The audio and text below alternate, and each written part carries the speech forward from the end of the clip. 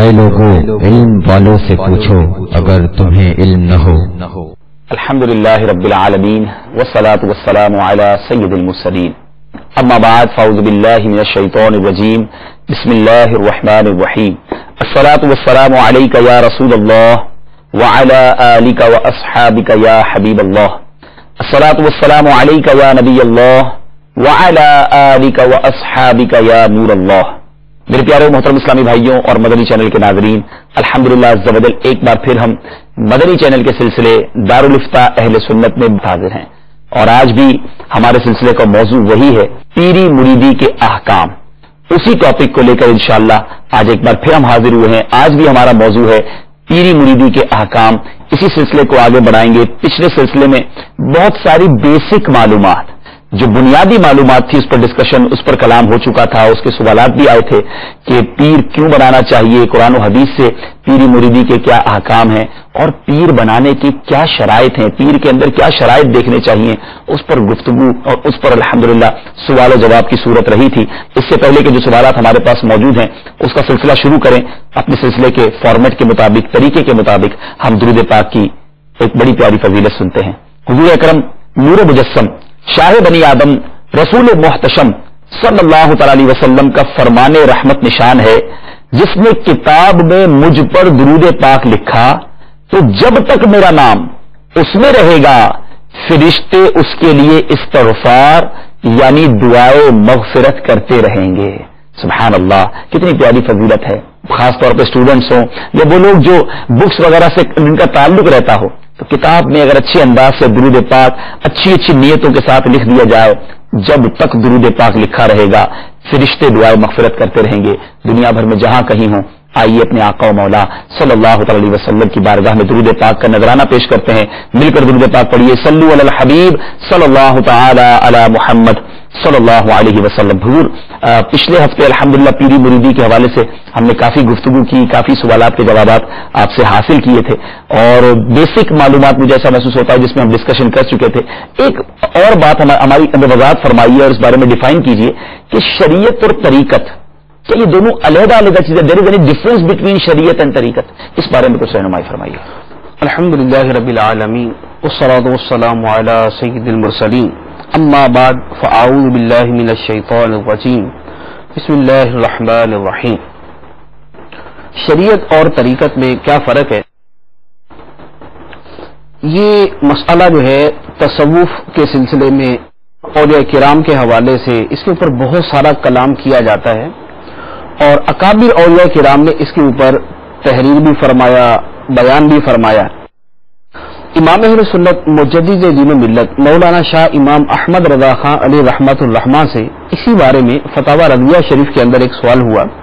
فتاوی رضویہ کی 21ویں جلد کے اندر وہ سوال بھی موجود ہے، اس کا جواب بھی ہے، اور یہ سوال کئی مرتبہ اعلیٰ حضرت علیہ رحمٰ سے پوچھا گیا۔ ٹھیک ہے، ایک مرتبہ تو اعلیٰ حضرت رحمٰ نے بڑا مختصر سا جواب ارشاد فرمایا۔ سوال یہ ہوا کہ شریعت، طریقت، حقیقت اور معرفت، یہ چار چیزیں ہیں، ان کے درمیان کیا فرق ہے؟ تو اعلیٰ حضرت رحمٰ نے ارشاد فرمایا کہ شریعت سرکار دو عالم صلی اللہ تعالی علیہ وآلہ وسلم کے اقوال مبارکہ کا نام ہے، ٹھیک ہے، اور طریقت نبی کریم صلی اللہ علیہ وآلہ وسلم کے افعال مبارکہ کا نام ہے، ماشاءاللہ۔ حقیقت نبی کریم علیہ الصلوۃ والسلام کے احوال مبارکہ کا نام ہے، کیا بات ہے، اور معرفت نبی کریم علیہ الصلوۃ والسلام کے علوم بے مثال کا نام ہے، سبحان اللہ۔ تو یہ مختصر جواب ایک جگہ ارشاد فرمایا۔ اس کے علاوہ اعلیٰ حضرت رحمٰ نے اس موضوع کے اوپر ایک بڑی پیاری تصنیف تحریر فرمائی ہے، کیونکہ ایک بہت جو ہے وہ ایک کامن اعتراض جو ہے جو لوگ کرتے ہیں کہ شریعت اور طریقت میں فرق ہے، اور عام طور پر جو جعلی پیر یا جعلی صوفی ہیں وہ اس طرح کی باتیں کرتے ہیں کہ شریعت اور ہے، طریقت اور ہے، ہم طریقت والے ہیں، شریعت والے نہیں، یہ ہم شریعت سے آگے گزر چکے ہیں، اب ہم مرتبہ طریقت میں داخل ہو چکے ہیں۔ اعلیٰ حضرت رحمٰ نے اس پر ایک کتاب تحریر فرمائی، وہ کتاب بھی ہمارے مکتبۃ المدینہ سے چھپی ہوئی ہے، اس کا نام ہے مقال العرفاء باعزاز الشرع والعلماء۔ اس میں شریعت اور طریقت ان دونوں کے بارے میں یہ ثابت کیا ہے کہ بیسیکلی یہ دونوں ایک ہیں۔ آگے جا کر پھر ان کے اندر کچھ جو ہے وہ ڈفرینس آتا ہے، تو وہ یوں سمجھ لیں کہ جیسے مثال کے طور پہ پاکستان کے 4 صوبے ہیں تو وہ چاروں پاکستانی ہیں، لیکن بحیثیت صوبہ جو ہے وہ ان کی ایک جدا گانا اہمیت ہے. تو پنجاب پنجاب ہے، سرحد سرحد ہے، سندھ سندھ ہے، تو ہر صوبے کی اپنی ایک نام ہے، اس کی اپنی پہچان ہے. تو فرمایا کہ اصل الاصول جو ہے وہ شریعت ہے، ٹھیک ہے، اور طریقت جو ہے یہ اس شریعت کا ایک شعبہ ہے. ٹھیک ہے، اب اس کو یوں کہہ لیں کہ جیسے سائنس ایک علم ہے، ٹھیک ہے، اب اس سائنس کی آگے مشہور جو ہے وہ 3 شاخیں بنتی ہے، فزکس ہے، کیمسٹری ہے اور بیالوجی ہے. پھر آگے ان میں سے ہر ایک کے بہت سارے شعبے بن جاتے ہیں. تو اب ایک تو جنرل سائنس ہے، اور ایک آگے پھر جب اس کی زیادہ گہرائی کے اندر جاتے ہیں یا کسی شعبے کے اندر جو ہے وہ اسپیشلائزیشن کی طرف آپ چلے جاتے ہیں، وہ مزید اس کے اندر جو ہے وہ اس کے اندر ایک گہرائی پیدا ہو جاتی ہے. تو شریعت جو ہے یہ اصل ہے، اور طریقت جو ہے یہ اس سے نکلی ہوئی ایک شاخ ہے. اعلیٰ حضرت فرماتے ہیں کہ شریعت جو ہے یہ دریا ہے، اور طریقت اس سے نکلی ہوئی ایک نہر ہے. صحیح. یا شریعت جو ہے یہ ایک درخت ہے، اور طریقت اس کی ایک شاخ ہے. سبحان اللہ، سبحان تو اللہ. اب اس کے اوپر قرآن پاک کے اندر ارشاد فرمایا. قرآن پاک کے اندر ایک سورت میں آیت مبارکہ عرض کروں گا. اس سے پہلے جو ہے اللہ تبارک و تعالیٰ نے متعدد شرعی احکام بیان فرمائے، جس کو ہر کوئی کہتا ہے یہ شریعت کے احکام ہے، جس کو کوئی بھی یہ نہیں کہے گا کہ یہ بطور خاص طریقت کے احکام ہے، کیونکہ اس کے اندر جیسے جو ہے وہ بدکاری کے بارے میں، اس میں والدین کی خدمت کے بارے میں یہ احکام ہے. ان سارے احکام کو بیان کرنے کے بعد اللہ عز و جل نے ارشاد فرمایا وَأَنَّ هَذَا صِرَاطِي مُسْتَقِيمًا فَاتَّبِعُوهُ، کہ یہ میرا سیدھا راستہ ہے تو تم اس کی پیروی کرو. وَلَا تَتَّبِعُوا السُّبُلَ، اور راستوں کی پیروی نہ کرو. فَتَفَرَّقَ بِكُمْ عَنْ سَبِيلِهِ، کہ تم اللہ کے راستے سے ہٹ جاؤ گے. تو شرعی احکام کو بیان کرنے کے بعد اللہ عز و جل ارشاد فرما رہا ہے کہ میرا سیدھا راستہ یہ ہے، جو شریعت کا راستہ ہے، میرا سیدھا راستہ یہ ہے، اس راستے کی پیروی کرو اور دوسرے راستوں پر نہ جاؤ، ورنہ اللہ کے راستے سے ہٹ جاؤ گے. تو شریعت جو ہے یہ اللہ عز و جل کا راستہ ہے. طریقت اسی راستے کا ایک تنگ موڑ ہے.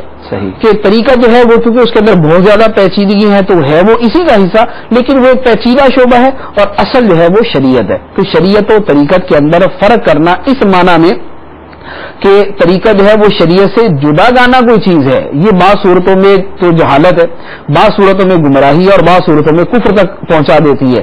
کہ جب یہ کہا جائے کہ 5 نمازیں پڑھنا یہ شریعت میں ہے، طریقت میں نہیں، یا زکوٰۃ ادا کرنا شریعت میں ہے، طریقت میں نہیں، یا حج کرنا شریعت میں ہے، طریقت میں نہیں.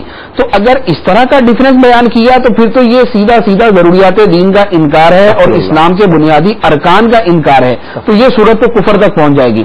اور اس سے ہٹ کر جدا گانا اور مسائل کے اندر کہ لمبے لمبے جیسے بال رکھ لے جو شریعت میں حرام ہے، تو بول دیا ہاں شریعت میں حرام ہے، طریقت کے اندر یہ حلال ہے. تو اب اس طرح کی جو چیزیں ہیں یہ بھی گمراہی کی حد میں داخل ہوتی ہیں. استغفر اللہ. میرے پیارے اور محترم اسلامی بھائیوں، مدنی چینل کے ناظرین، بہت پیارے انداز میں ہمارے مفتی صاحب نے ہمیں ڈیفائن کیا کہ شریعت اور طریقت کو جدا نہیں کیا جا سکتا. شریعت ایک بڑی پیاری بات فرمائی کہ شریعت ایک سمندر ہے، طریقت اس کی نہر ہے.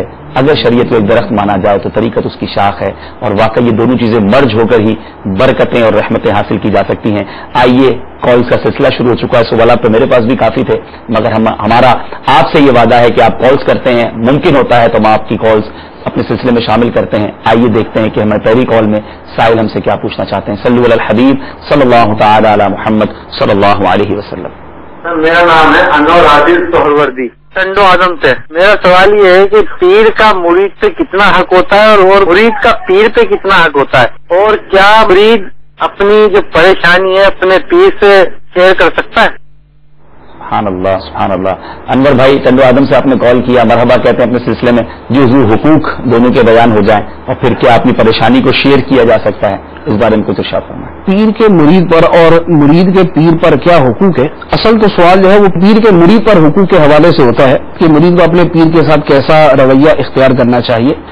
تو اس کے بارے میں ایک جو سب سے بنیادی چیز ہے وہ میں عرض کر دیتا ہوں، کیونکہ اس کی جو تفصیل ہے وہ تو بہت ساری کتابوں کے اندر بھی نہیں سما سکتی. کہ بزرگان دین نے تو اس پر جو کتابیں لکھی ہیں، اگر ان کو سامنے رکھ کر ہم اپنے آج کل کے زمانے کے مریدوں کے حالات دیکھیں تو شاید مرید ماننا کسی کو مشکل ہو جائے.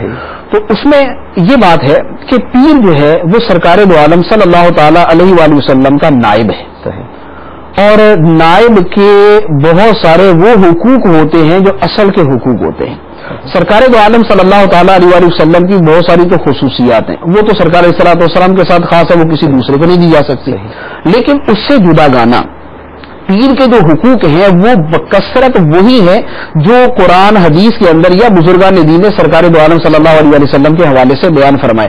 جیسے نبی کریم صلی اللہ تعالی علیہ وآلہ وسلم کی بارگاہ میں حاضر ہونے والوں کو فرمایا گیا کہ تم جا کر آواز بلند کر کے ندا نہ کرو بلکہ دروازے کے باہر کھڑے ہو, وہ خود باہر تشریف لے آئیں تو یہ تمہارے لیے بہتر ہے. تو پیر کے حقوق کے اندر بھی یہ چیز بیان کی گئی ہے کہ پیر کو ندا کر کے بلایا نہ جائے بلکہ پیر کا انتظار کیا جائے کہ وہ خود اپنے گھر سے تشریف لے آئے اور آ کر اپنا فیض دے.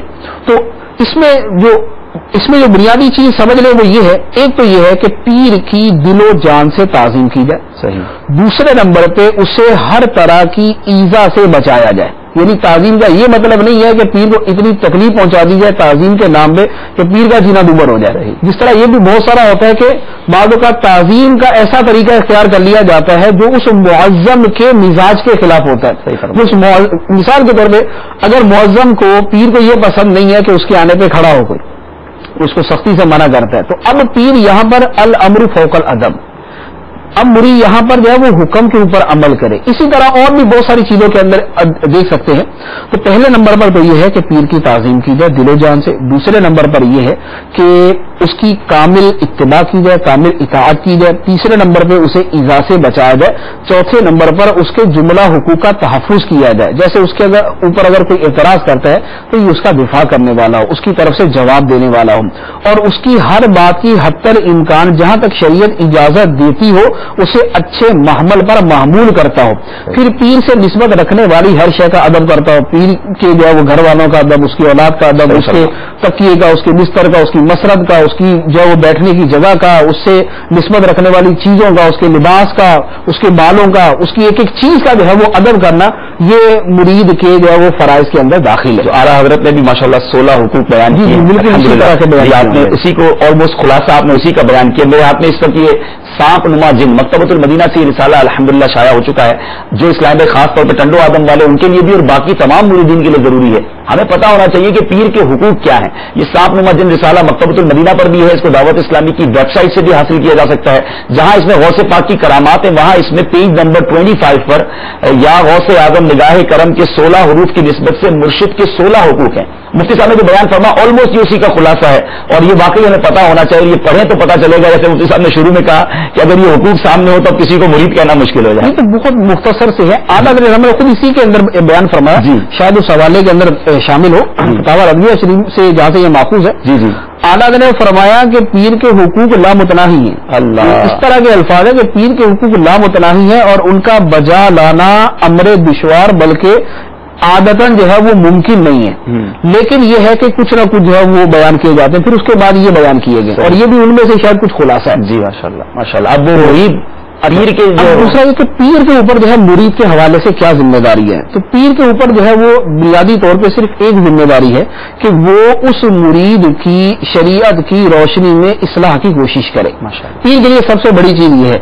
بقیہ وہ جو بہت ساری چیزیں جو ہیں وہ اس کے مستحبات میں سے آتی ہیں کہ پیر اپنے مرید کے لیے دعا کرتا ہے, اس کی خیر خواہی کرتا ہے, اس کا جس سے ممکن ہو اس کے بارے میں اس کے حال احوال معلوم کرتا ہے, اس کی مدد کرتا ہے.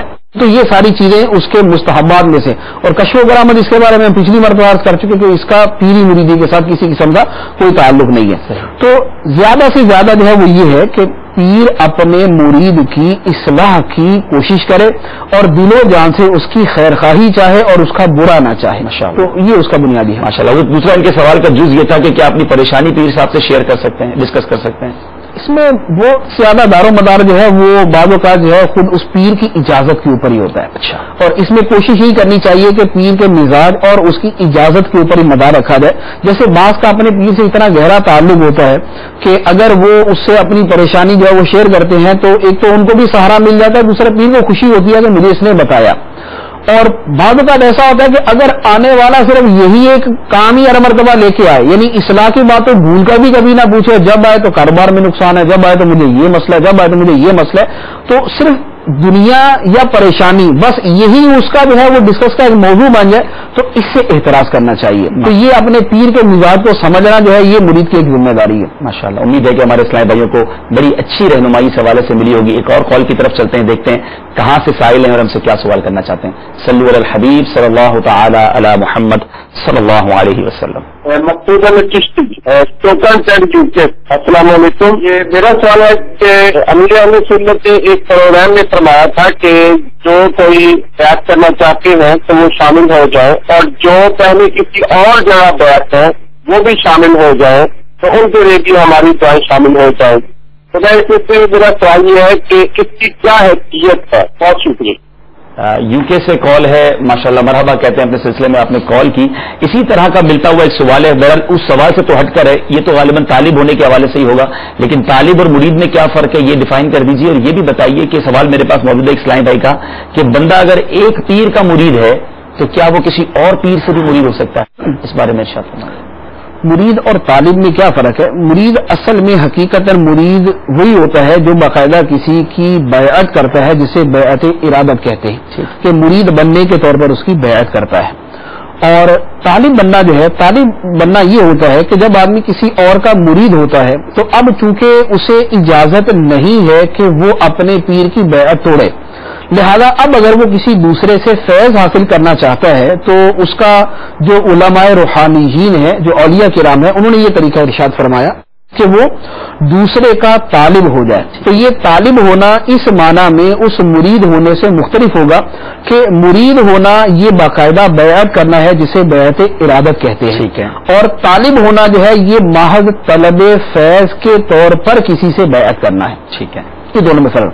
اب یہ ہے کہ ایک کا مرید جو ہے وہ کسی دوسرے کا مرید ہو سکتا ہے یا نہیں, تو اس کے بارے میں اعلیٰ حضرت علی رحمٰ نے بھی بیان فرمایا اور بھی اکابر بزرگان دین نے بیان فرمایا ہے کہ مرید کے لیے کسی دوسرے پیر کا مرید ہو جانا, یہ ایک تو یہ ہے کہ پہلے کسی کا مرید ہے اور اب اس ارادت کو برقرار رکھتے ہوئے کسی اور کا مرید ہو جائے, تو فرمایا کہ ایسا نہیں ہو سکتا. دوسرا یہ ہے کہ کسی کا مرید ہے, اس کی بیعت توڑ کر کسی اور کا مرید ہو جائے, تو اب اگر یوں کرے گا کہ بیعت توڑے گا پھر کسی دوسرے کا مرید ہوگا تو یہ مرید ہو جائے گا. لیکن اس طرح کسی پیر کی بیعت توڑنا کیسا ہے, تو اب یہاں پر مسئلہ آ کے یہ رک جائے گا. اب کسی پیر کی بیعت توڑنا, تو اس کے بارے میں اعلیٰ حضرت علی رحمٰ نے ارشاد فرمایا کہ جو جامع شرائط پیر ہے, جامع شرائط وہی جو چار چیزیں جو ہے وہ کتابوں کے اندر لکھی ہوئی ہیں, عقیدہ صحیح ہو, علم صحیح ہو, عمل صحیح ہو, نسبت صحیح ہو. واہ, چار چیزیں اس کی صحیح ہونی چاہیے. عقیدہ صحیح ہو, بد عقیدہ نہ ہو, علم صحیح ہو, حلال و حرام کی تمیز ہو, عمل صحیح ہو, فاسق مولد نہ ہو, نسبت اس کی صحیح ہو کہ منقطع نہ ہو اس کی اور اس کا سلسلہ چلنے والا ہو. تو یہ چار چیزیں جس کی درست ہے وہ جامع شرائط پیر ہے. اب ایسے پیر کی بیعت توڑنا, تو اس کے بارے میں جو اہل باطن ہے تو راہ طریقت کے اعتبار سے تو اس کے اوپر بڑے سخت فتوے ہیں کہ جیسے جو ظاہری احکام کے اعتبار سے کوئی حکم توڑتا ہے تو اس کے اوپر اس کے اعتبار سے ہے. تو چونکہ اب یہ روحانی سلسلہ ہے تو اب روحانی سلسلے کے اعتبار سے اس کے بارے میں یہی فرمایا کہ یہ کبھی بھی نہ پہلے کا فیض پا سکے گا نہ دوسرے کا فیض پا سکے گا, یہ دونوں سے محروم رہے گا, یہ آوارہ نظری کا شکار رہے گا, یہ آوارہ گردی کا شکار رہے گا, یہ پریشان نظری کا شکار رہے گا, اور یہ دوسرے پر بھی ثابت قدم نہیں رہے گا. کیونکہ جب اس نے پہلے جامع شرائط کو توڑ دیا تو دوسرے کے اندر ایسی کون سی چیز آ گئی, یہ دوسرے کو بھی توڑے گا تو یہ اسی کے اندر گھومتا رہے گا, اور پہلی بیعت توڑنے کی نحوست کی وجہ سے یہ دوسروں سے بھی محروم رہے گا. پھر اس کے اندر ایک اور عنصر جو شرعی اعتبار سے اس میں شامل ہو جاتا ہے کہ ہمارے ہاں جو دیکھنے میں آیا ہے وہ یہ ہے کہ جب کوئی کسی کی بیعت توڑتا ہے یا تو اس کو حقیر سمجھ کے توڑتا ہے, اور مسلمان اور ایک عالم اور ایک کامل اور ایک باعمل اور ایک صالح متقی کو حقیر سمجھنا جو ہے یہ حرام, کہ یہ تکبر سے ناشی. دوسرے نمبر پہ جب بیعت توڑتے ہیں تو پھر اس کی غیبت کرتے ہیں, اس کی برائیاں بیان کرتے ہیں, یہ دوسرے نمبر پہ حرام کہ برائی اگر ہے تو غیبت ہے, نہیں ہے تو بہتان ہے. اور تیسرے نمبر پر پھر اس کی دل آزاری کا سبب بنتے ہیں کہ عمومی طور پہ مشاہدہ یہ کہ جب بیعت توڑتے ہیں تو پھر پیر کی دل آزاری کا بلا واسطہ یا بالواسطہ جو ہے وہ ذریعہ بنتے ہیں. تو اب اگر تحقیر کا یا غیبت چغلی بہتان الزام تراشی کا یا اس کی ایذا رسانی کا سبب پایا جا رہا ہے تو پھر تو یہ صورت حرام والی صورت کے اندر داخل ہو جائے گی. ورنہ اس سے ہٹ کر بزرگان دین کا اس پر اتفاق ہے کہ کامل پیر کی بیعت توڑنا سخت محرومی کا سبب ہے. اللہ اللہ. امید ہے کہ ہمارے اسلام بھائی کو بھی جواب مل گیا ہوگا. طالب اور مرید میں کیا ڈفرنس ہے یہ بھی پتہ چل گیا, اور اگر جامع شرائط پیر صاحب ہیں تو ان کی بیعت بالکل نہیں توڑی جا سکتی, ان کے مرید ہوتے ہوئے کسی اور کا مرید نہیں بنا جا سکتا. ڈفرنس پتہ چل گیا ہے کہ برکت حاصل کرنے کے لیے طالب ہوا جا سکتا ہے. حضور یہ ارشاد فرمائے, اسپرچل جو ہے وہ جو ہمارا سسٹم ہے اس میں بہت ساری برانچز ہیں, جیسے چشتیہ ہے, قادریہ ہے, سہروردیہ ہے. کیا اس میں ہم کوئی چاہتا ہے کہ وہ چشتی ہے تو وہ قادری ہو جائے, قادری ہے تو وہ سہروردی ہو جائے, یہ چینج اوور کیا جا سکتا ہے یا یہ بھی نہیں کیا جا سکتا؟ اس کے بارے میں علماء کرام نے یہ ارشاد فرمایا کہ اصل الاصول سلسلہ جو ہے وہ ہمارے یہ جتنے معروف سلسلے ہیں, جو 4 سلسلے ہمارے یہاں معروف ہیں, چشتیہ, سہروردیہ, نقش بندیہ اور قادریہ. ٹھیک ہے. اس میں چشتیہ, نقش بندیہ اور سہروردیہ یہ تینوں سلسلے سرکار غوث پاک رضی اللہ تعالی عنہ کی بارگاہ میں ہی پہنچتے ہیں کہ وہیں سے ان کا فیض جاری ہے. کیا بات, کیونکہ خواجہ غریب نواز خواجہ معین الدین چشتی اجمیری رضی اللہ تعالی عنہ ان کا بھی فیض جو ہے وہ سرکار غوث پاک سے حاصل کر گئے. اسی طرح خواجہ بہاؤالدین نقش بند رحمۃ اللہ علیہ ان کا بھی فیض سرکار غوث پاک رضی اللہ تعالیٰ عنہ سے, اور شیخ شہاب الدین سہروردی رحمۃ اللہ علیہ سلسلہ سہروردیہ کے جو بڑے بزرگ ہیں ان کا سلسلہ فیض بھی سرکار غوث پاک رضی اللہ تعالیٰ عنہ سے ہے. تو اس لیے علماء کرام نے فرمایا کہ اگر کوئی ان 3 سلسلوں کا آدمی اگر وہ قادری سلسلے کی طرف جاتا ہے تو وہ گویا ایسے ہی ہے کہ جیسے وہ نیچے سے اوپر چلا گیا, وہ نہر سے دریا کی طرف چلا گیا یا وہ فرا سے اصل کی طرف چلا گیا. تو اس طرح قادری سلسلے کی طرف جانے کے اندر جو ہے وہ کوئی حرج نہیں ہے, بلکہ یہ گویا اپنے سلسلے ہی کے ایک بڑے پہلو کی طرف لوٹ گیا. لیکن جو قادری ہے اسے دوسرے سلسلے کی طرف جانے سے اولیاء کرام نے منع فرمایا ہے کہ بعض اوقات اس کے اندر کوئی ایسا یہ ظاہری طور پہ ایسا بے ادبی کا پہلو بن جاتا ہے کہ جو اس کے لیے بعد میں بدبختی کا سبب بن سکتا ہے. حضور یہاں یہ تو ہوگا نا کہ اگر کوئی چشتی ہے, سہروردی ہے, وہ قادری بننے جا رہا ہے تو کیا وہ اپنے چشتی پیر صاحب کی بیعت توڑ کے کسی قادری پیر صاحب کی بیعت کرے گا, وہ کس طرح وہ اپ گریڈ کرے گا اپنے آپ کو؟ نہیں, یہاں جو دوسری سلسلے کی طرف جائے گا نا وہ بطور طالب کے جائے گا کہ وہ سلسلہ چشتیہ, نقش بندیہ, سہروردیہ میں مرید ہے اور بطور طالب کے اب وہ سلسلہ قادریہ کی طرف جائے گا, کیونکہ وہ بیعت توڑنے والے احکام تو ہم پہلے عرض کر چکے. وہ تو خواہ چشتی سلسلے کا بزرگ ہو یا وہ نقش بندی یا سہروردی سلسلے کا, اگر وہ پیر کامل ہے تو اس کی بیعت توڑنے کی اجازت نہیں ہے. ماشاءاللہ. حضور یہ بتائیں کہ ایک سوال میرے پاس لکھا ہوا ہے کہ بعض پیر صاحب وکیل بنا دیتے ہیں کسی کو اور پھر وہ وکیل جو ہے وہ بیعت کرواتے ہیں, تو یہ وکالت جو ہے یہ کیا کوئی نئی اصطلاح ہے اور اس طرح بھی مرید بنا جا سکتا ہے اور بنایا جا سکتا ہے؟ اس بارے میں کچھ رہنمائی. 2 چیزیں تو معروف ہیں جس کے اوپر اس سوال کی بنیاد ہے, ایک ہے پیر اور ایک ہے اس کا خلیفہ. یہ تو ہمارے یہاں چونکہ ہر جگہ ہی معروف ہے کہ پیر صاحب ہوتے ہیں وہ اپنے خلفاء بنا دیتے ہیں یا اپنے جو ہے وہ وصال کے وقت جو ہے وہ اپنا خلیفہ بنا دیتے ہیں کہ میرے بعد اس کی بیعت کی جائے. تو اب وہ خلیفہ کی حیثیت کیا ہوتی ہے؟ خلیفہ بیسیکلی اپنی جدا گانا بیعت کرواتا ہے اور وہ اپنا مرید کرواتا ہے. اس کا جو مرید ہوگا وہ اس کا مرید شمار کیا جائے گا اور یہ اس کا پیر شمار کیا جائے گا. اور اس خلیفہ کا جو پیر ہے وہ بنیادی طور پہ اس مرید کا پیر نہیں ہے بلکہ اس کے پیر کا پیر ہے وہ. ٹھیک ہے. تو یہ سلسلہ.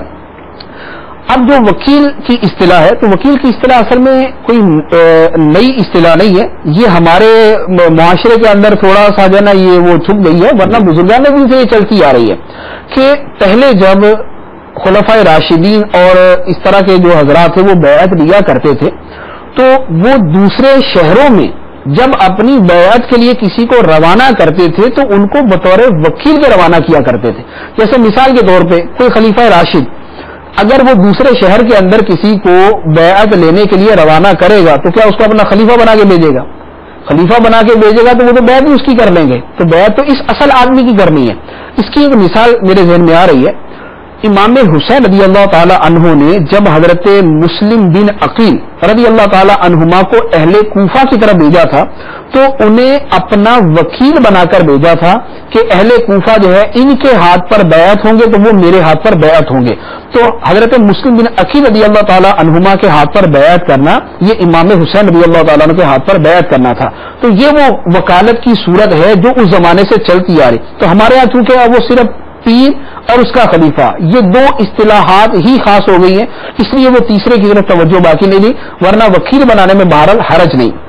پھر اسی کے اندر وکیل کا معنی کیا ہوتا ہے تو فقہی کتابوں کے اندر وکالت کی پوری بحث موجود ہے. ہماری شریعت کے اندر ہی لکھا ہوا ہے کہ وکالت کا معنی یہ ہے کہ آدمی جو تصرف خود کرتا ہے دوسرے کو اسی تصرف کے اندر اپنا قائم مقام بنا دے. تو جو تصرف آدمی خود کرتا ہے اسی کے اندر دوسرے کو اپنا قائم مقام بنا دیتا ہے. تو اب پیر جو ہے وہ دوسروں کو اپنا مرید بناتا ہے, یہ اس کا تصرف. تو اب وہ مرید کیا بنتا ہے کہ وہ جب کسی کو وکیل بناتا ہے تو گویا اس تصرف میں دوسرے کو اپنا قائم مقام کر دیتا ہے. تو یہ وکالت ہے, اور وکالت جو ہے وہ شرعی اعتبار سے اس میں کوئی حرج نہیں ہے, اور یہ پرانی اصطلاح ہی ہے. ماشاءاللہ. تو امید ہے کہ اس کوشچن کے حوالے سے بھی اگر کوئی مسکنسیپشن ہے تو وہ بہت اچھے انداز میں ڈیفائن ہوا اور کلیئر ہو گیا ہوگا. آئیے کال کی طرف چلتے ہیں اور دیکھتے ہیں کہ سائل ہم سے کیا سوال کرنا چاہتے ہیں. صلو علی الحبیب صلی اللہ تعالی علی محمد صلی اللہ علیہ وسلم. مرکز اولیاء اللہ. میرا سوال یہ ہے کہ اگر کفر وغیرہ بول دے تو کیا بیعت ٹوٹ جاتی ہے؟ کفر کے حوالے سے جی سوال کیا اشفاق بھائی نے مرکز اولیاء لاہور سے کہ کیا اس سے بیعت ٹوٹ جاتی ہے, اس بارے میں کچھ ارشاد فرمائیں. کلمہ کفر بول دیا تو اس کے بارے میں عمومی جو فتویٰ ہے وہ میں عرض کر دیتا ہوں کہ آگے سے جو بہت زیادہ ڈیٹیل ہے وہ کافی دقیق ہے. فتاوی رضویہ شریف کے اندر اور دیگر فقہی کتابوں میں تقریباً جہاں پر بھی کلمہ کفر کی بات آتی ہے وہاں پر یہی فرمایا کہ کلمہ کفر اگر کوئی مرید بول دے گا تو اس کی بیعت ٹوٹ جائے گی, اسے نئے سرے سے بیعت کرنا ہوگی, تجدید بیعت اس کے اوپر لازم ہو جائے گی. ٹھیک ہے, تو امید ہے کہ یہ کوشچن بھی اشفاق بھائی آپ کو کلیئر ہو گیا ہوگا. تو یہ بتائیں کہ کسی پرٹیکولر کسی خاص پیر صاحب کے لیے مائنڈ بنانا اور ذہن بنانا کہ آپ ان سے مرید کر لیں, اس کے لیے کسی کو رغبت دلانا, یہ کیسا ہے؟ کسی کو کسی فرد خاص کا مرید بنانے کے لیے اسے ترغیب دینا کیسا ہے؟ جی, تو یہ ایک اچھا عمل ہے اور اس کا مدار جو ہے وہ اس ترغیب دینے والے کی نیت کے اوپر ہے. تو ہر عمل کا دار و مدار نیت کے اوپر ہے. اگر نماز اچھی نیت کے ساتھ ہے ثواب ہے, اگر نماز کے اندر ہی بری نیت ہے تو اس کے اوپر بھی جو ہے وہ عذاب ہے. اسی طرح بڑے سے بڑا ثواب, بڑے سے بڑا عمل, اس کا یہی حکم ہے. تو اب کسی کو مرید بننے کی ترغیب دینا ہے کیا؟ تو بیسیکلی کسی کو مرید بننے کی ترغیب دینے میں بہت ساری اچھی نیتیں ہو سکتی ہیں. ایک تو یہ کہ جب کوئی شخص مرید بنتا ہے تو اس کی نسبت اولیاء کرام کے ساتھ ایک بطور خاص نسبت قائم ہو جاتی ہے. اب یہ کسی کو مرید بننے کی ترغیب دینے والا گویا اسے اس نسبت کے قائم کرنے کی ترغیب دے رہا ہے, اسے اولیاء کرام کے ساتھ ایک نسبت قائم کرنے کی ترغیب دے رہا ہے. پھر مرید بننے کے فوائد کے اندر عمومی طور پہ دیکھا گیا ہے کہ آدمی کے عمل کے اندر جو ہے وہ بہتری آ جاتی ہے. تو گویا یہ اس کے بارے میں یہ ارادہ کرتا ہے کہ اس کے عمل کے اندر اچھائی آ جائے.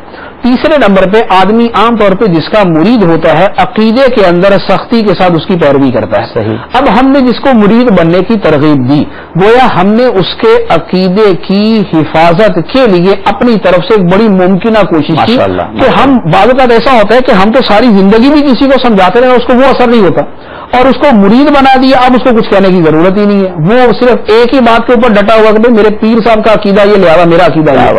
اب کہاں اس کو اب BCM دلائل کے ساتھ ایک چیز نہیں سمجھا سکتے تھے, لیکن کہاں ہم نے اس کو ایک ایسی بنیادی چیز دے دی کہ اس ایک کی وجہ سے اس کی زندگی کے سارے عقیدے درست ہو گئے, اس کی آنے والی نسلوں پر بھی کرم ہو گیا اور وہ نسل در نسل جو ہے یہ فیض چلے گا. تو اب یہ ترغیب دینے والے کی نیت کے اوپر ہے. وہ نیت کرتا ہے کہ اس میرے مسلمان بھائی کا عقیدہ درست ہو جائے, اس کی نسلوں کا عقیدہ درست ہو جائے, اس کا عمل درست ہو جائے, اس کے گھر والوں کا عمل درست ہو جائے, پھر اس کا اولیاء کرام کے ساتھ نسبت قائم ہو جائے, یہ ایک اہل حق کے گھروں میں شامل ہو جائے. اور پھر مرید بننے کے ذریعے چونکہ ایک فائدہ یہ بھی ہے کہ پیر اپنے مرید کی دنیا قبر آخرت میں اس کی مدد کرتا ہے. اور اگر بالفرض وہ پیر اس قابل نہیں ہے تو جو اس کا پیر ہے وہ اس کی مدد کرے گا, اگر وہ قابل نہیں ہے تو جو اس کا پیر ہے وہ اس کی مدد کرے گا, یہاں تک کہ جو اس کا آخری پیر ہے جیسے سرکار غوث پاک رضی اللہ تعالیٰ نے یا جو اس سے اوپر والے ہیں وہ اس کی مدد کریں گے. تو اب کسی مسلمان کی مدد کے اعتبار سے یہ خیر خواہی ہے کہ دنیا قبر اور حشر کے اندر اس کے مددگار بن جائیں. تو جب اتنی ساری اچھی نیتوں کے ساتھ کوئی کسی کو مرید بننے کی ترغیب دیتا ہے تو لازمی بات ہے یہ کہ نیک عمل کی ترغیب ہے, اس کو ثواب. سبحان اللہ سبحان اللہ. تو وہ اسلام بھائی تو اب خوش ہو جائیے جو الحمدللہ نیکی کی دعوت بھی دیتے ہیں اور بعض اوقات ہمارے اجتماعات کے آخر میں ترغیب دلائی جاتی ہے, بالخصوص جیسے پچھلے سلسلے میں ڈسکس ہوئی تھی, گفتگو ہوئی تھی کہ امیر اہل سنت سے بیعت کروائی جائے جس کے اتنے سارے فوائد ہیں, تو اگر اس کی ترغیب دلائی جاتی ہے تو اس کی بے شمار برکتیں حاصل ہوتی ہیں. ایک اور کال کی طرف چلتے ہیں اور دیکھتے ہیں کہ سائل ہم سے کیا سوال کرنا چاہتے ہیں. صلو علی الحبیب صلی اللہ تعالی علی محمد صلی اللہ علیہ وسلم. محمد شہباز ناباد، اگر اپنا پیر وفات پا جائے تو وہ اپنے مریدوں کو فیض دے سکتا ہے یا وہ اپنی اولاد کو فیض دے سکتا ہے؟ یہی میری بات ہے.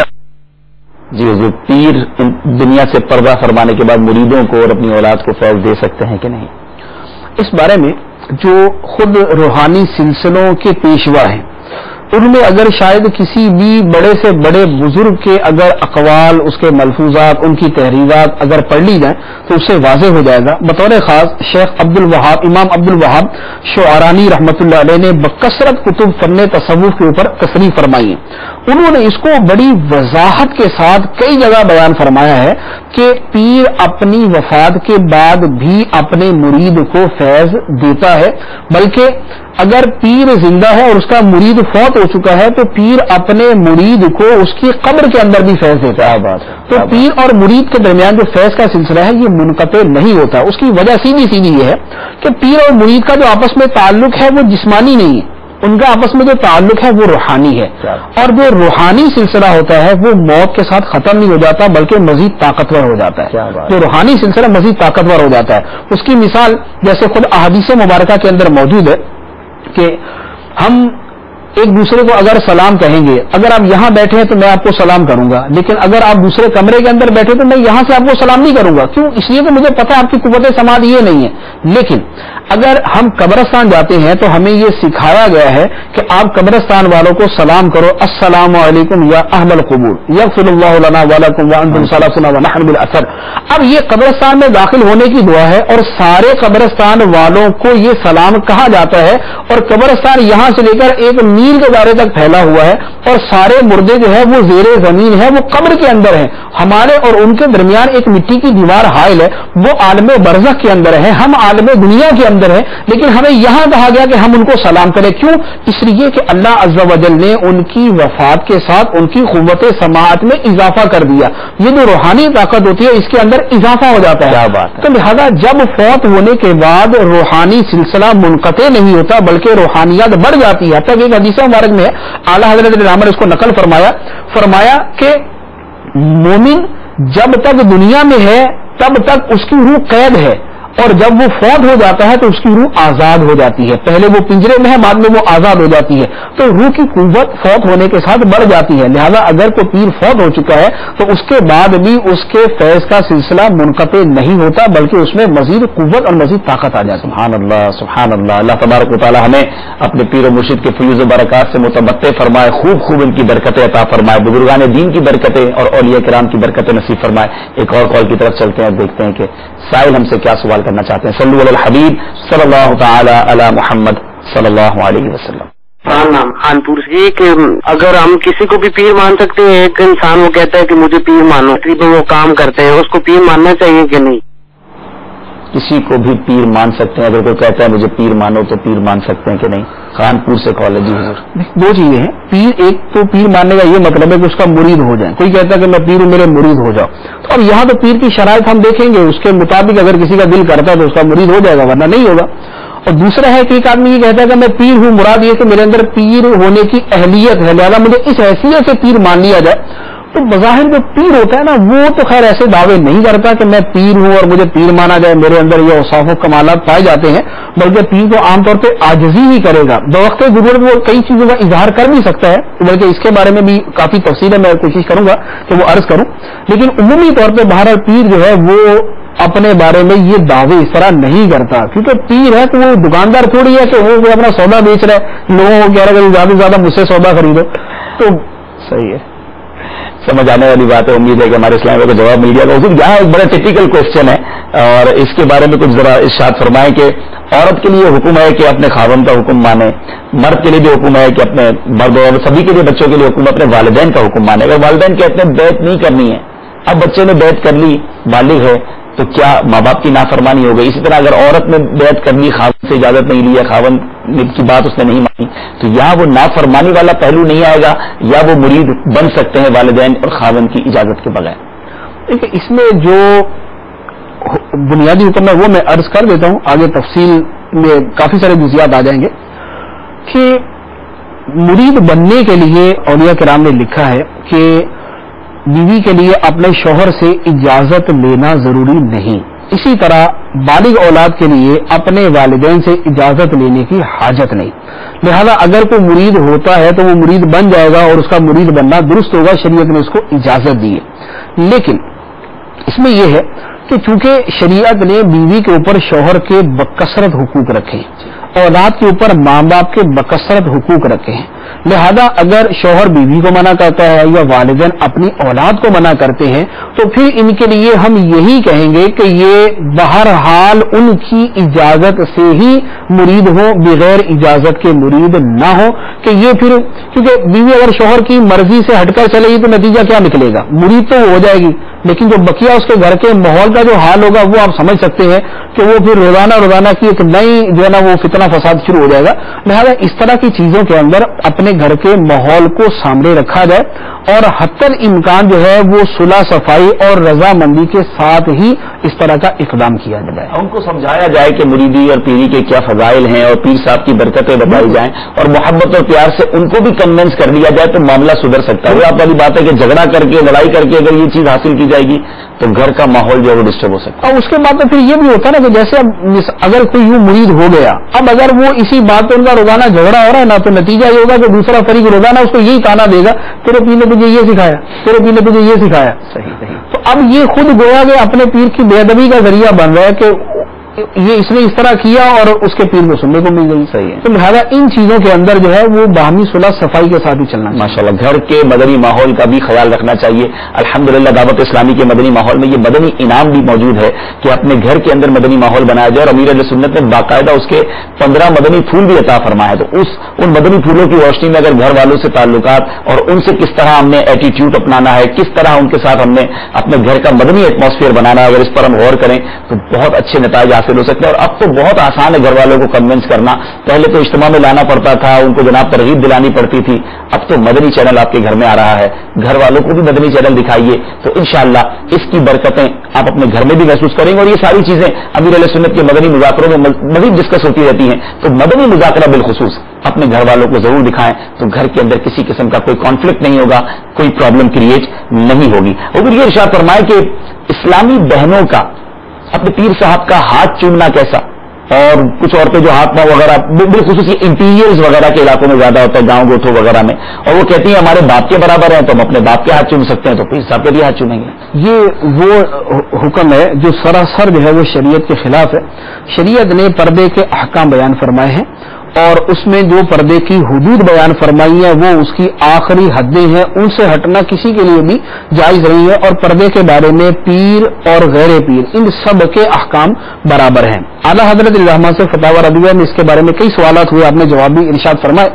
उसी के अंदर आपने एक जगह ये भी तहरीर फरमाया है कि सरकार दो आलम सल्लल्लाहु ताला अलैहि वालैहि वसल्लम भी चूंकि औरतों से बैत फरमाते थे और ये खुद कुरान पाक के अंदर बयान फरमाया गया था। जी नबी करीम सल्लल्लाहु ताला अलैहि वालैहि वसल्लम ने कभी किसी नामहरम औरत के हाथ को ना छुआ, बल्कि आप अलैहिस्सलातु वस्सलाम का औरतों को बैत करने का तरीका यही हुआ करता था कि वो पर्दे के दूसरी तरफ हुआ करती थी। सरकार दो आलम सल्लल्लाहु ताला अलैहि वसल्लम इस तरफ होते थे और यूं बैत जो है वो आपस में की जाती थी। जब नबी करीम सल्लल्लाहु ताला अलैहि वसल्लम की ज़ाते मुबारका जो सय्यदुल मासूमीन है और जिनको अल्लाह अज़्ज़ा व जल ने शरीयत के अंदर वो खुसूसियात अता फरमाई है जो दूसरी किसी के लिए मुतसव्वर भी नहीं है, नबी करीम अलैहिस्सलातु वस्सलाम का जब तर्ज अमल ये था तो अब किसी और के लिए इसकी किस तरह इजाजत हो सकती है। लिहाजा पीर और मुरीदनी का बाहम पर्दा है, दोनों के दरमियान उसी तरह पर्दा फर्ज है जिस तरह उस मुरीदनी का दूसरे आम नाम महरमों से पर्दा करना जरूरी है। हुजूर ये इरशाद फरमाए कि कुछ 11वीं शरीफ के हवाले से भी हमारी मिसकंसेप्शंस कुछ होते हैं, उसको अगर दूर फरमा दें कि ये क्यों मनाया जाता है और इसका बेसिक कॉन्सेप्ट क्या है 11वीं शरीफ के हवाले से। 11वीं शरीफ सरकार गौसे पाक रज़ियल्लाहु ताला अन्हु की याद में और बतौर खास आपके इसाले सवाब के लिए है। तो इसमें जो सबसे बुनियादी चीज है वो दो है। एक तो है कि बतौर खास किसी एक दिन अल्लाह अज़्ज़ा वजल के किसी वली को याद करना, एक चीज तो इसमें यह है। दूसरा यह है कि इसमें इसाले सवाब किया जाता है। तो अब ये दो चीजें यहां पर जमा है, इसाले सवाब और किसी वली को बतौर खास याद करना। یہ دونوں چیزیں جدا جدا اپنی اپنی جگہ پر نہایت اعلیٰ درجے کے مستحبات میں سے ہیں کہ کسی ولی کو یاد کرنا. تو اب ولی کو یاد کرنا یہ تو خود قرآن پاک کے اندر موجود ہے. خود قرآن پاک کی آیت مبارکہ ہے وَاذْكُرْ فِي الْكِتَابِ مریم. سورہ مریم کے اندر یہ آیت مبارکہ ہے کہ کتاب میں یعنی قرآن پاک میں حضرت مریم کا ذکر کرو. تو حضرت مریم رضی اللہ تعالی عنہا کیا تھی؟ اللہ عز و جل کی ایک ولیہ تھی اور ان کا تذکرہ کرنے کا رب العالمین ارشاد فرما رہا ہے. پھر ان کے واقعات اور ان کی کرامت قرآن پاک کے اندر بیان کی گئی ہے کہ ان کے حجرے میں بے موسم پھل اللہ عز و جل ان کو عطا فرماتا تھا. پھر ان کی عبادت کا تذکرہ یہ قرآن پاک کے اندر موجود ہے کہ وہ اپنے حجرے کے اندر تشریف فرما تھی. تو حضرت مریم رضی اللہ تعالی عنہا کے ذکر کرنے کا حکم دیا. پھر ان کے عبادت کا بیان فرمایا وسجدی ورکائی رکوع اور سجدہ اس دونوں کا بیان فرمایا. پھر ان کے فضائل بیان فرمائے کہ اللہ تعالیٰ نے انہیں جہان والوں پر چن لیا ان کو منتخب کر لیا. پھر ان کی کرامت کا بیان کیا. یہ چار چیزیں قرآن پاک کے اندر موجود ہیں. تو ولی کی یاد اسی کا تو نام ہے کہ ہم ولی کو بحیثیت ولی یاد کرتے ہیں, اس کی عبادت و ریاضت کا تذکرہ کرتے ہیں, اس کے کشف و کرامات کا تذکرہ کرتے ہیں اور ہم اس کے فضائل جو ہے وہ پڑھتے ہیں یا وہ اس کے فضائل سنتے ہیں. تو یہی چیز ہے وہ 11ویں شریف کے اندر کی جاتی. اسی طرح قرآن پاک کے اندر سورہ نمل کے اندر حضرت آصف بن برقیہ, وہ اصل آصف ہی ان کا نام ہے, ویسے آصف کہا جاتا ہے, تو ان کا تذکرہ اور ان کی کرامت جو ہے یہ قرآن پاک کے اندر موجود ہے. حضرت سلیمان علیہ الصلوۃ والسلام کے تذکرے کے ساتھ ان کا تذکرہ قرآن پاک میں موجود. پھر قرآن پاک کے اندر 15ویں پارے میں ایک پوری سورت اولیاء کرام کے بارے میں ہے جس کا نام سورہ کہف. سورہ کہف جو ہے یہ ان 7 یا ان 8 اولیاء کرام کا تذکرہ ہے کہ جن کا پورا واقعہ بالتفصیل اللہ عز و جل نے قرآن پاک میں بیان فرمایا اور جس کو فرمایا کہ اصحاب کہف کا واقعہ ہماری عجیب نشانیوں میں سے ہے. سبحان اللہ. یہ قرآن پاک. پھر اس کے بعد ان کا پورا واقعہ بیان فرمایا. ان کا 309 سال تک سوئے رہنا غار کے اندر یہ بیان کیا. پھر ارشاد فرمایا وَنُقَلِّبُهُمْ ذَاتَ الْيَمِينِ وَذَاتَ الشِّمَالِ, ہم ان کے پہلو دائیں اور بائیں بدلتے رہتے ہیں. یہ ان کی کرامت ہے کہ 309 سال تک سوئے رہے, نہ کچھ کھایا نہ کچھ پیا, نہ ان کا بدن گلا, نہ وہ فوت ہوئے بلکہ وہ اسی حالت نیند کے اندر ہے. پھر اللہ عز و جل نے ان کو کھلے میدان میں رکھا لیکن ڈوب سے بچا کے رکھا. یہ ان کی کرامت کا تذکرہ.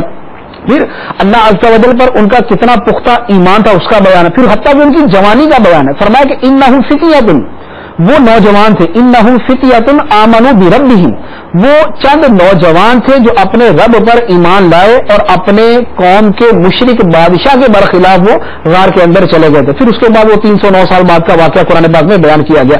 تو یہ سورہ کہف جو ہے گویا سورہ اولیاء ہے. یہ ان 7 اولیاء کرام کا یہ تذکرہ ہے. پھر اب اسی صورت کی اگر آپ تفسیر پڑھیں, میں عرض کرتا ہوں آپ کو تقریباً اگر آپ 100 تفسیروں کا مطالعہ کریں گے آپ کو 99 تفسیروں کے اندر یہ لکھا ہوا ملے گا کہ ان اولیاء کرام کے نام اگر لکھ کر اپنے پاس رکھ لیا جائے تو اس کی برکتیں کتنی ہیں. یہ تفسیر کی کتابوں کے اندر اکابر مفسرین نے اس کو بیان فرمایا ہے. تو یہ قرآن پاک کے اندر اولیاء کرام کا تذکرہ. تو اب 11ویں شریف کے اندر کیا تھا؟ اللہ عز و جل کے کامل ولی کا تذکرہ. پھر انہی کے ضمن میں ان کے والدین کا تذکرہ بھی ہوتا ہے. ان کے نانا حضرت عبداللہ سومعی رضی اللہ تعالیٰ عنہ کا تذکرہ بھی ہوتا ہے. پھر سرکار غوث پاک رضی اللہ تعالیٰ عنہ کی بارگاہ میں حاضر ہونے والے اولیاء کرام کا تذکرہ بھی ہوتا ہے. تو یہ 11ویں شریف اسی تذکرہ اولیاء کا نام ہے. دوسرا پہلو اس کے اندر اصال ثواب کا ہے. تو اصال ثواب تو قرآن و حدیث سے ثابت ہے اور اہل سنت کا اس کے اوپر اجماع ہے کہ آدمی اگر اپنے عمل کا ثواب پہنچاتا ہے تو اللہ عز و جل مرحوم تک اس کا ثواب پہنچا دیتا ہے. اصال ثواب کا انکار مسلمان کہلانے والے فرقوں کے اندر صرف فرقہ معتزلہ نے کیا تھا. تو معتزلہ فرقہ نے کیا یا ان کے ماننے والے چند ایک ہوں گے جو اس کا انکار کرتے ہوں گے, ورنہ اصال ثواب قرآن و حدیث سے ثابت ہے. انہی دونوں چیزوں کے مجموعے کا نام جو ہے وہ 11ویں شریف ہے جو سرکار غوث پاک رضی اللہ تعالیٰ کے نام پہ منائی جاتی ہے. میرے پیارے محترم اسلامی ڈیفینیشن تو مزید بھی بیان کی جا سکتی تھی یقیناً, لیکن چونکہ ہمارے سلسلے کا وقت مختصر ہوتا ہے, کالز کا سلسلہ جاری ہے. آئیے سلسلے میں ایک اور کال شامل کرتے ہیں اور دیکھتے ہیں کہ ہم سے کیا سوال کیا جا رہا ہے. صلو علی الحبیب صلی اللہ تعالی علی محمد صلی اللہ علیہ وسلم. ضلع کشمور صوبہ سندھ. سوال یہ ہے کہ جو غوث پاک رحمۃ اللہ نے فرمایا تھا کہ میرا قدم تمام اولیاء کرام کی گردنوں پر ہے, تو یہ جو فرمان علی شان تھا کسی ایک خاص سلسلے کے لیے فرمایا گیا تھا, اور جو ان کے فرمان سے پہلے جو اولیاء کرام گزر چکے تھے تو کیا ان کی گردنوں پر بھی وہ قدم کے بارے میں کوئی دلیل موجود ہے؟ کیونکہ کافی علماء کرام کہتے ہیں کہ ان پہلے والوں پہ نہیں تھے. माशाअल्लाह। कश्मीर सिंध से आपने कॉल किया, मरहबा कहते हैं आपको अपने सिलसिले में। बहुत तारीखी वाकया हुजूर और बड़ा तारीखी ये सेंटेंस है, कुछ इसकी थोड़ी सी डेफिनेशन भी बता दें और फिर ये किसके लिए था, इसके बारे में कुछ इरशाद फरमाएं। सरकार गौसे पाक रज़ियल्लाहु ताला अन्हु का ये मशहूर जमाना फरमान, कदमी हादिही अला रक़बती कुल्ली वलिय्यिल्लाह, मेरा ये कदम हर वली की गर्दन पर है, ये अल्लाह अज़्ज़ा वजल की तरफ से एक खास इनाम था जो सरकार गौसे पाक रज़ियल्लाहु ताला अन्हु को अता फरमाया गया। क्योंकि सरकार गौसे पाक रज़ियल्लाहु ताला अन्हु गौसियत कुबरा, कुतबियत कुबरा के मकाम पर फाइज थे और आपको अल्लाह अज़्ज़ा वजल ने वो मकाम कुतबियत और कुतबियत अता फरमाया कि क़यामत के करीब सरकार इमाम महदी रज़ी अल्लाह ताला अन्हु को ये अता किया जाएगा, तब तक दुनिया के अंदर गौसियत कुबरा जो है वो सरकार गौसे पाक रज़ी अल्लाह ताला अन्हु के पास है। अब सरकार गौसे पाक रज़ी अल्लाह ताला अन्हु का जो ये फरमान है, इसका महमल क्या है, इसमें पहले भी वली शामिल हैं या इसमें सिर्फ बाद वाले हैं या फिर इसमें कोई खास किस्म के सिलसिले ही के औलिया किराम हैं, इसके बारे में सैयदी पीर मेहर अली शाह रहमतुल्लाह ताला अलैह उन्होंने इसके बारे में बड़ा ही प्यारा कलाम अपनी किताब के अंदर तहरीर फरमाया है और उन्होंने ये फरमाया कि फकीर के नज़दीक सरकार गौसे पाक रज़ियल्लाहु ताला अन्हु का ये फरमान माँ कबल और माँ बाद, पहले और बाद वाले हर सिलसिले के जुमला औलिया किराम के बारे में है। सरकार गौसे पाक रज़ियल्लाहु ताला अन्हु का कदम जिस तरह सिलसिला कादरिया के औलिया किराम की गर्दनों पर है, इसी तरह सिलसिला चिश्तिया, सोहरवर्दिया और नक्शबंदिया के औलिया की गर्दनों पर है और इसी तरह जो आपसे पहले औलिया किराम गुजर चुके हैं उनकी भी गर्दनों पर है। अब ये जो सवाल के अंदर एक इन्होंने चीज का तज़किरा किया कि बाद उलमा कहते हैं कि नहीं ये बाद वालों के लिए या खास सिलसिले के लिए, तो असल में इसमें दो चीजें हैं। एक तो वो उलमा है कि जो इसकी एक खास तखसीस करते हैं और वो तखसीस वो है जिसको सारे ही मानते हैं, और बाद वो है जो वैसे ही गलत फहमी का शिकार है, तो जो गलत फहमी का शिकार है उनकी तरफ हम नहीं जाते। सरकार गौसे पाक रज़ियल्लाहु ताला अन्हु का ये फरमान पहले औलिया किराम के बारे में भी है, लेकिन उसमें से कुछ हजरात मुस्तस्ना है। वो कौन? सबसे पहले सहाबा किराम रज़ियल्लाहु ताला अन्हु, हर सहाबी वली और वलियों से बुलंदतर मर्तबा रखता है, लिहाजा सरकार गौसे पाक रज़ियल्लाहु ताला का ये फरमान उनके लिए नहीं। दूसरे नंबर पर अकाबिर आइम्मा ताबईन, जो ताबईन में से अकाबिर औलिया किराम गुजरे हैं, सरकार गौसे पाक रज़ियल्लाहु ताला अन्हु का ये फरमान उनके लिए नहीं। तीसरे नंबर पर जो आइम्मा अहले बैत हैं, जो अहले बैत के इमाम जाफर सादिक, इमाम मूसा काज़िम, इमाम अली रजा, तो ये जो बुजुर्गान दीन है इनके बारे में ये फरमान नहीं है क्योंकि वो खुद इसी मर्तबे पर थे, वो खुद इसी गौसियत कुबरा वाले मर्तबे पर थे, तो उन बुजुर्गों के लिए ये फरमान नहीं है। तो ये फरमान ये जो तीन मैंने सूरतें अर्ज की हैं इनसे हटकर जो बकिया औलिया किराम है, अब वो खास सरकार गौसे पाक रज़ियल्लाहु ताला से पहले है या वो आपके बाद में है, आपका फरमान उन सबके बारे में है।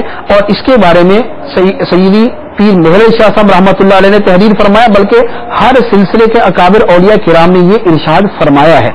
और इसी सिलसिले के अंदर एक किताब भी है मशहूर जमाना हमारे आलिम अहले सुन्नत मौलाना फैज अहमद ओवैसी साहब रहमतुल्लाह अलैह, उन्होंने इसी के बारे में इसी फरमान की शरह के ऊपर जो है किताब तस्नीफ फरमाई है, जिसमें ये इसको साबित किया है कि ये फरमान सबके लिए है। सुभान अल्लाह, क्या बुलंद स्टेटस, क्या बुलंद मर्तबा है सैयदी गौसे आजम रहमतुल्लाह ताला अलैह का। मेरे प्यारे मोहतरम इस्लाम में वो शेर आला हज़रत का याद आ रहा है, वाह क्या मर्तबा और गौस है बाला तेरा, ऊंचे ऊंचों के सरों से कदम आला तेरा, और सर भला क्या कोई जाने के है कैसा तेरा, औलिया मलते हैं आंखें वो है तलवा तेरा।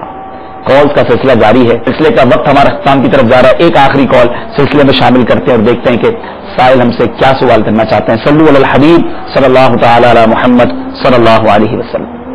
गुलाम मुज़म्मिल बालासिनोर से हिंद के, मेरा सवाल ये है कि बैत होते वह पीर काबिल है या नहीं, ऐसा वसवसा दिल में हो तो उस हालत में बैत हो जाएगी या नहीं।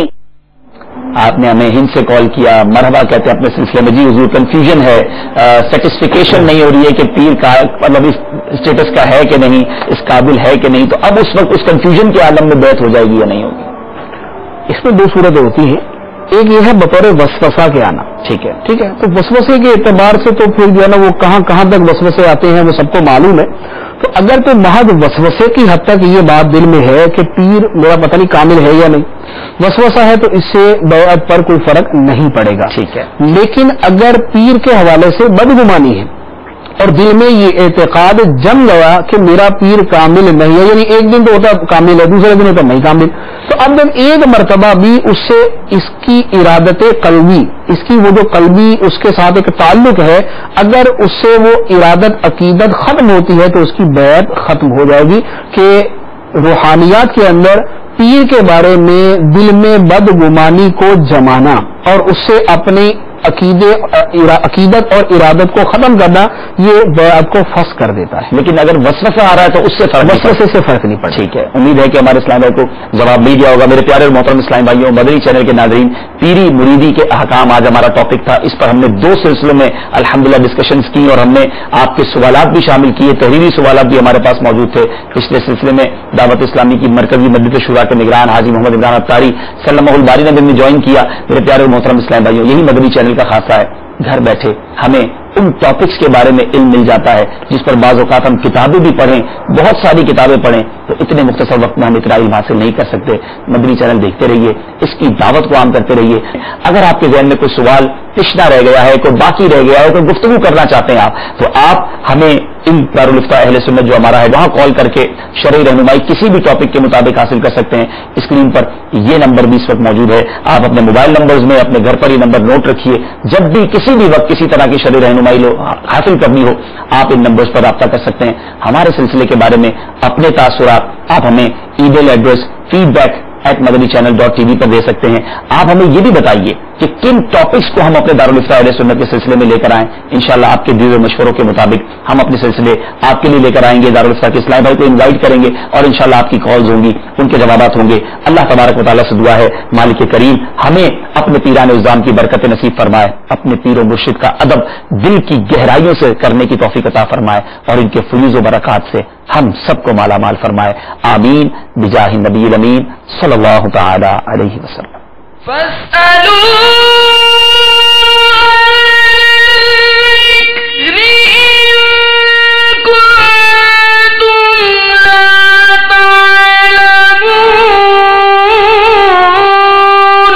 तो ऐ लोगों, इल्म वालों से पूछो अगर तुम्हें इल्म न हो।